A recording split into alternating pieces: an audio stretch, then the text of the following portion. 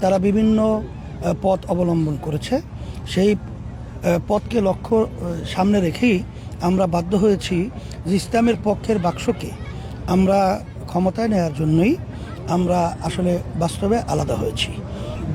বিগত দিনের যে আওয়ামী লীগ সরকারের মেয়াদ ছিল 29 সাল পর্যন্ত, মাঝখানে 2024 সালে 5ই আগস্ট একটা অভ্যুত্থান হলো বৈষম্য দূর করার জন্যে। তাই পরবর্তীতে আমরা দেখলাম যে 53-54 বছর যেভাবে দেশটা চলছিল, এভাবে দেশ চললে মানুষ শান্তি পাবে না, মানুষের যা আশা আকাঙ্ক্ষা সেটা বাস্তবায়ন হবে না।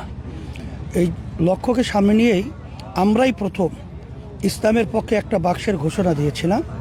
সেই লক্ষ্যে জামাত এর সঙ্গে একটা বাক্সের ঘোষণা দিয়ে আসছিল। এক পর্যায়ে যখন নাকি আমরা সারা দেশের ভিতরে বিভাগীয় সমাবেশগুলো করলাম, এতে করে মানুষ বাংলাদেশের তারা আমাদের পক্ষে আন্তরিকভাবে তারা সাড়া জুগিয়েছিল এবং আন্তরিকভাবে আমাদের এই আহ্বানে সাড়া দিয়েছিল। এটাকে যখন তারা দেখেছে, তখন তারা ইসলামের পক্ষের বাক্স বাদ দিয়ে তখন তারা ক্ষমতা প্রেমিক বলবো, ক্ষমতার লোভী হিসেবেই তারা বিভিন্ন পথ অবলম্বন করেছে। সেই পথকে লক্ষ্য সামনে রেখেই আমরা বাধ্য হয়েছি যে ইসলামের পক্ষের বাক্সকে আমরা ক্ষমতায় নেওয়ার জন্যই আমরা আসলে বাস্তবে আলাদা হয়েছি। এখানে আপনারা জানেন যে জামাত ইসলাম পরিষ্কারভাবে বলেছেন যে তারা ইসলামী শরিয়া অনুযায়ী দেশ পরিচালনা করবে না, তারা প্রচলিত নিয়ম আইন অনুযায়ী দেশ পরিচালনা করবে। তাই সেখানে আমরা তো এই 53-54 বছর দেখেছি এই নিয়মে দেশ পরিচালিত হয়েছে, কিন্তু এর মাধ্যমে মানুষ শান্তি পায় নাই। আর ইসলামী নীতি আদর্শের মাধ্যমে যদি আমরা দেশ পরিচালনা করতে পারি, তাহলে সেখানে ইনসাফ রক্ষা হবে, সেখানে মানবতা মুক্তি পাবে এবং এই দেশ স্বাধীনভাবে তার মাজাকে সোজা করে দাঁড়াতে পারবে। সেই লক্ষ্যকে সামনে নিয়েই আমরা বাস্তবে যখন নাকি আলোচনা করেছিলাম, তখন তাদের চিন্তাটা ছিল আলাদা, আমাদের চিন্তাটা হয়ে গেল আলাদা। বাধ্য হয়ে আমরা যে কমিটমেন্ট মানুষের সামনে করেছি ইসলামের পক্ষের বাক্সকে শক্তিশালী করার জন্য, তখন আমরা বাধ্য হয়ে ইসলামের পক্ষের বাক্স এখন একটাই বাংলাদেশে, সে ইসলামী আন্দোলন বাংলাদেশ, তার প্রতীক হলো হাত পাখা।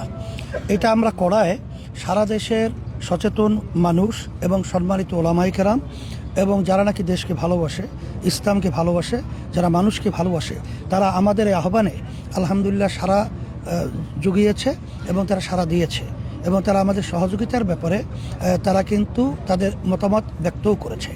তাই সেই হিসাবেই আমরা আপনাদেরকেও বলবো যে আপনারা যারা সাংবাদিক রয়েছেন, আপনারাও আসেন, আমরা ভালোর পক্ষে, ইসলামের পক্ষে, দেশের কল্যাণের পক্ষে আমরা সব একাকার হয়ে আমরা যেন কাজ করতে পারি। আল্লাহ আমাদের সকলকে তৌফিক দান করুন। আমরা তো আসলে বারবার বলেছি এবং বর্তমান সরকারও বলেছে যে লেভেল প্লেয়িং ফিল্ড তারা তৈরি করবে এবং যে নির্বাচন তারা উপহার দেবে সেটা কখনোই জাতি দেখে নাই বা স্মরণ থাকবে।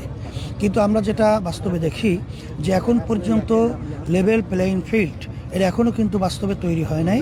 এটা আমরা সংজ্ঞায় রয়েছি যে আসলে জনগণ আবার তারা নির্বিঘ্নে ভোট দিতে পারবে কিনা, এটা আমরা কিন্তু এখনও সন্দিহান এবং তাদের ভিতরে এবং নির্বাচন কমিশনের ভিতরে কোনো ভিন্নতা বা ভিন্ন মতামত আছে কিনা এটা এখন আমরা বাস্তবে দেখিনি।